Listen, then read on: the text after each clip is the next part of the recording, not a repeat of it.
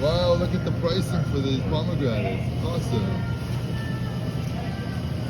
Rabbi Wilhelm, what are you doing over here? Oh, been seeing.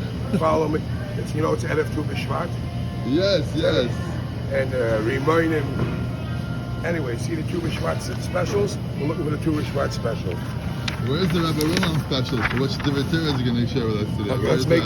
Listen, you're trying to catch a bus. Let's make it quickly, okay? I like how you follow me around to the Tu B'Shvat section. What's the first lesson that comes to my mind? Two very fast lessons you get from Tu B'Shvat, from trees. Number one, it all starts with a seed. It doesn't start with a total makeover. A little seed does the job. And from there it grows to be beautiful, reminding that has many seeds.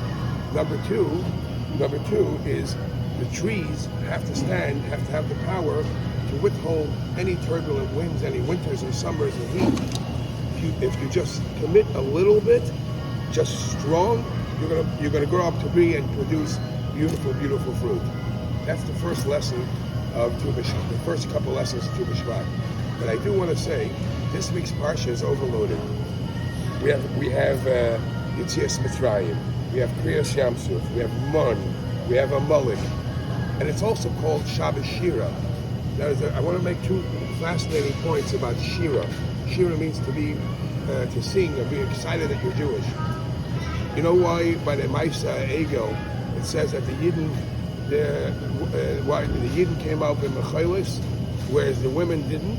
Because the women used their energy in Mechilis with Klei Zemer. They used it today in this week's parsha for the Shira. So somebody who dedicates the Shira for something positive and stays away from stupidity like Maisa Egel. The Leviim, you know why the Leviim were not Meshubah in Mitzrayim? Why? Because the Leviim, their avodah was Shira. So somebody who's energized and happy and proud to be a Jew, just that Shira movement keeps him away from anything negative. That reminds me of the Anin Reis L'Shamish Skeni word. Can you mention that right now? No, because Come on. Sorry. No, nothing sorry. I think two is cheaper. Four. So is my 10. prayer. Okay, but I do want to share something with you. People don't know. People think that there's only a mitzvah to say Yetzias Mitzrayim every single day, and that's what we're learning the last couple of weeks of the parshas. The Shulchan Aruch in Siman Saman Vav, it says that there's also a chiyuv to mention Kriyas Yamsuf every day, and we actually do mention it. So for the whole big lamdanim that we have, you have a couple of people you want to single out of the lamdanim in the group. Mendele's son on his birthday.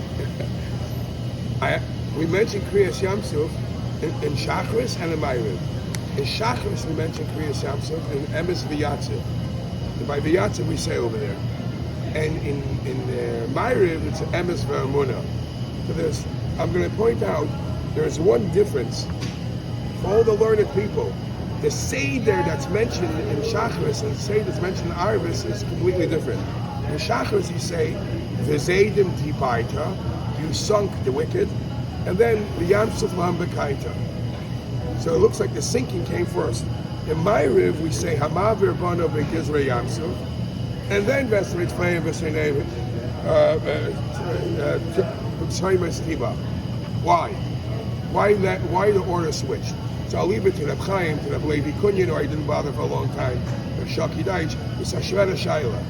But why in the morning in Emes V'Yatziv, and in evening Emes V'Amunah? So I'll be Chassidus, because when it's light and it's day, then it's easy to believe it's easy to talk about Kriyas Yamsuf. But when it's dark at night, you need a Munah. That's a Chassidish Deher. You look at Alter Rebbe, what are you smiling about? You look at Alter Rebbe Shulchan Aruch, what's you smiling about? I forgot to record. Are you serious? No, I'm just kidding. Yeah, you look at Alter Rebbe Shulchan Aruch, however, you see a very big thing. You see that the Alter Rebbe brings from Rashi in Siman Samach Vav, and Alter Rebbe says, the difference between Shachris and Ma'ariv, Shachris you're talking about the past, and in Ma'ariv the Emunah is for the future, meaning to say we have faith that we are going to be Zoicher to be just like the Abish that took us out of Mitzrayim and split the Yamsuf, the Emunah is for the future. And that is a very, very powerful word. I want to finish off with one more Nakuda. Something very beautiful from last week's Parsha. Last week's Parsha there were three Makkos. Arva, Choshech, and Makkos B'Cheres. If you think about it, After Choshech, Pari says, get out, take everybody out. So we were free to go after Choshech. Hashem says, no, I'm giving you one more makkah, I'm giving you makkahs b'cheres. And what was that for? That was just for the animals. So the question is, how do we make such a big fuss about the makkahs b'cheres, Passover, makkahs b'cheres, when that's only to save the animals? We were free to go first. And the answer, which is given by the Chachma Shlema, says, because the Eibishter knew that there might come a time when a person will think that I'm lost. I'm so lost that I'm like a behemoth. The Eibishter says, even a person like you, I'm coming to get you. I'm coming to get you. And I'm going to make a makkah out of its name just to save you. Now that's last week's parsha. You could connect it to something that's connected to this week's parsha, and that is why Parai gets sunk into the ground, into the water, finished, kaput. The end of the parsha, Amalek is not sunk into the ground every day. So Amalek. Why is Parai sunk and Amalek Timchazech Amalek? The answer is Parai was going against the Eibishter. Mi Hashem Hashem. Who's the Eibishter I should listen to? Smart Aleck. Mi Hashem. Done. But if it comes to Amalek is not against the Eibishter.